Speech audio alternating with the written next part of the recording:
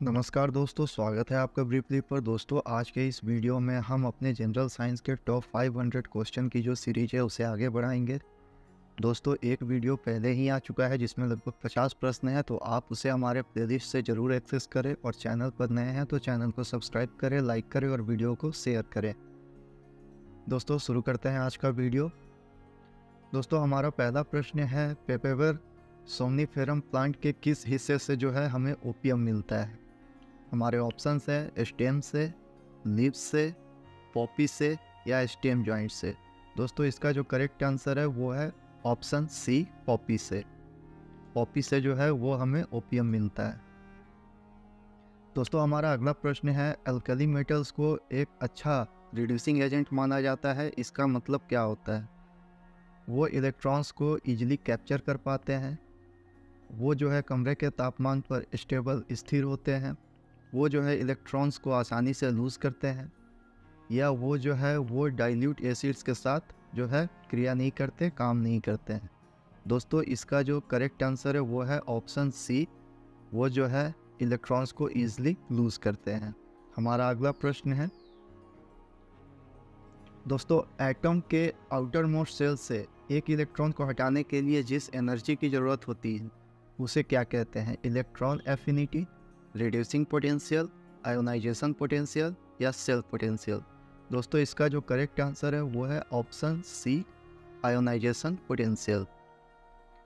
मित्रों, हमारा अगला प्रश्न है, when a tubelight breaks a cracking sound is produced because जब एक ट्यूबलाइट टूटता है तो टूटने की आवाज़ बहुत तेज़ होती है, ये किसके कारण होता है?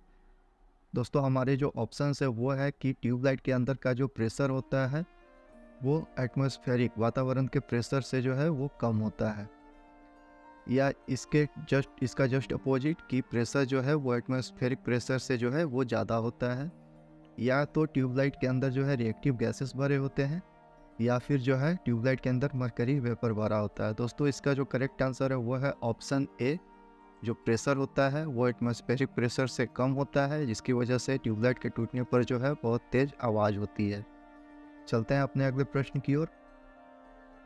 विच among the following is a major component of gobar gas? दोस्तों, गोबर गैस में जो है मुख्य रूप से कौन पाया जाता है? क्या पाया जाता है? ब्यूटेन, इथेन, प्रोपेन या मीथेन? दोस्तों, इसका जो करेक्ट आंसर है वो है ऑप्शन डी, मीथेन, जिसे CH4 भी कहा जाता है। CH4 जो है वो इसका फॉर्मूला होता है, तो मीथेन जो है वो गोबर गैस का जो है मेन कॉन्स्टिट्यूएंट है। चलते हैं अपने अगले प्रश्न की ओर। Which among the following are called scavengers of ecosystem? Ecosystem के जो स्कैवेंजर्स होते हैं वो इनमें से कौन है? बैक्टीरिया, फंजाई या बैक्टीरिया, एल्जी, फंजाई या बैक्टीरिया, या इनमें से कोई नहीं? दोस्तों, इसका जो करेक्ट आंसर है वो है ऑप्शन बी, फंजाई या बैक्टीरिया। फंगी भी कुछ लोग पढ़ते हैं, फंजाई भी पढ़ते हैं, फंजाई या बैक्टीरिया, ऑप्शन बी जो है वो इसका करेक्ट आंसर है। चलते हैं अपने अगले प्रश्न की ओर। Which among the following is the right location of foramen magnum? Foramen magnum जो कि इंसानों की खोपड़ी में, स्कल में होता है, उसका सही लोकेशन क्या है? तो हमारा जो ऑप्शन है वो पहला ऑप्शन है पेक्टोरियल गर्डल में, या खोपड़ी स्कल के इंटीरियर रीजन में, या स्कल के पोस्टीरियर रीजन में, या इनमें से कोई नहीं। दोस्तों, इसका जो सही उत्तर है वो है ऑप्शन सी, पोस्टीरियर रीजन में। चलते हैं अपने अगले प्रश्न की ओर। In which of the following condition a person is born with both ovarian and testicular tissue, that is both female and male private parts और ऑर्गन्स? दोस्तों, हमारे जो ऑप्शन है वो है Swyer syndrome, penile agenesis, polysidism, hermaphroditism. दोस्तों, इसका जो करेक्ट आंसर है वो है ऑप्शन डी, हेर्माफ्रोडिटिज्म। चलते हैं अपने अगले प्रश्न की ओर। दोस्तों, इस प्रश्न में जो पूछा गया है मुख्य रूप से वो ये है कि जब एनेस्थेसिया देते हैं किसी पेशेंट, किसी मरीज के ऑपरेशन से पहले, ताकि उसे दर्द महसूस ना हो और वो जो है स्ट्रेस फील ना करे, तो वो जो है काफ़ी एंशिएंट टाइम से दिया जा रहा है। तो वो जो एनेस्थीसिया के लिए हम ड्रग्स यूज करते हैं वो हमें कहाँ से मिलता है? ओपियम से, कैनेबिस यानी गांजे से, धतूरा से, या कोका से? दोस्तों, इसका जो करेक्ट आंसर है वो है ओपियम। ऑप्शन ए जो है ये इसका करेक्ट आंसर है। वो हमें ओपियम से मिलता है। मरीजों को ओपियम दिया जाता है ताकि उनका जो ऑपरेशन है वो अच्छे से हो सके, उन्हें दर्द महसूस ना हो और वो जो है डिस्ट्रेस फील ना करें। Correct answer option A. हमारा अगला प्रश्न है, the instrument that measures arterial blood pressure is known as pycnometer, hypsometer, sphygmoscope या स्पिग्मोमैनोमीटर। दोस्तों इसका जो करेक्ट आंसर है वो है ऑप्शन डी, स्पिग्मोमैनोमीटर। चलते हैं अपने अगले प्रश्न की ओर। What amount of carbon dioxide is present in Earth's atmosphere? अर्थ के एटमॉस्फेयर में, वातावरण में कार्बन डाइऑक्साइड की मात्रा कितनी है? 12%, 1%, 0.04% या 3.8%। दोस्तों इसका जो करेक्ट आंसर है वो है ऑप्शन सी, 0.04%।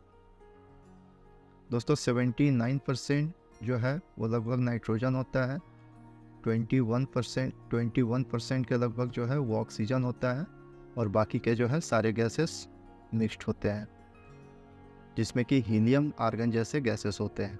चलते हैं अपने अगले प्रश्न की ओर।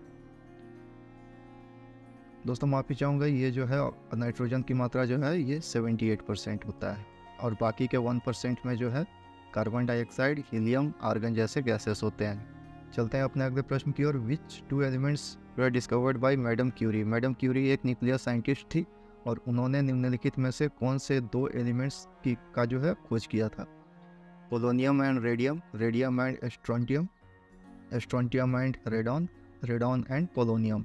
दोस्तों इसका जो करेक्ट आंसर है वो है ऑप्शन है पोलोनियम एंड रेडियम। चलते हैं अपने अगले प्रश्न की ओर। Which of the following is are correct statements about sir Shanti Swarup Bhatnagar? दोस्तों शांति स्वरूप भटनागर प्राइज़ दिया जाता है साइंस के फील्ड में। तो क्वेश्चन ये पूछ रहा है कि निम्नलिखित में से कौन से कथन जो है सही है उनके बारे में। वो जो है यूनिवर्सिटी ग्रांट कमीशन के पहले चेयरमैन थे, वो जो है पहले डायरेक्टर जनरल थे CSIR के, council for scientific and industrial research. उन्हें जो है फादर ऑफ रिसर्च लेबोरेटरी भी कहा जाता है इंडिया में, या इनमें से सभी। दोस्तों इसका जो करेक्ट आंसर है वो है ऑप्शन डी, इनमें से सभी। दोस्तों हमारा जो अगला प्रश्न है वो ये है कि मेडिसिनल प्लांट्स का जो स्टडी है या साइंस का वो ब्रांच जो कि मेडिसिनल प्लांट्स के साथ डील करता है उसे क्या कहा जाता है? फार्मेकोग्नोसी, फार्मेकोलॉजी, फेनोलॉजी या इनमें से कोई नहीं। इसका जो करेक्ट आंसर है वो है ऑप्शन ए, फार्मेकोग्नोसी। चलते हैं अपने अगले प्रश्न की ओर। Which of the following is not a form of bacteria? निम्नलिखित में से कौन बैक्टीरिया का एक प्रकार नहीं है? कोकस, बैसिलस, विब्रियो या लोबोसा। दोस्तों इसका जो करेक्ट आंसर है वो है ऑप्शन डी, लोबोसा। दोस्तों हमारा अगला प्रश्न है, what is the botanical name of sea palm? Polysiphonia, postelsia, ectocarpus या मैक्रोसिस्टिस। दोस्तों इसका जो करेक्ट आंसर है वो है ऑप्शन बी, पोस्टेल्सिया।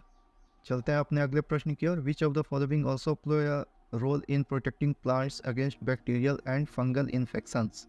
हमारे जो ऑप्शंस है वो है जैस्मोनेट्स, ओलिगोसैचेरिन्स, स्ट्रिगोलेक्टोन्स या ब्रेसिनोस्टेरॉइड्स। दोस्तों इसका जो करेक्ट आंसर है वो है ऑप्शन बी। चलते हैं अपने अगले प्रश्न की ओर। Which of the following are the features of monocotyledons? Leaves are simple and the wings are parallel, seeds have a single cotyledon, postvascular bundles and large in number, all of the above. दोस्तों इसका जो correct answer है वो है option D, all of the above. चलते हैं अपने अगले प्रश्न की ओर। Which of the following are called food factories of the plant? Lives, stem, roots, flowers. निम्नलिखित में से कौन जो पौधे होते हैं उनका फूड फैक्ट्री, उन्हें मुख्य रूप से वहीं से जो है उनका खाना मिलता है? तो इसका जो करेक्ट आंसर है वो है ऑप्शन ए, लीव्स। दोस्तों हमारा आज का आखिरी प्रश्न है, what causes ancylostomiasis disease? Pinworm, filarial worm, round worm या हुकवॉर्म? दोस्तों इसका जो करेक्ट आंसर है वो है ऑप्शन डी, हुकवॉर्म। दोस्तों आपका बहुत बहुत धन्यवाद इस वीडियो को देखने के लिए। वीडियो को पूरा देखें, हमारे प्लेलिस्ट को एक्सेस करें और अगर चैनल पर नए आए हैं तो चैनल को सब्सक्राइब करें, वीडियो को लाइक करें, शेयर करें। धन्यवाद।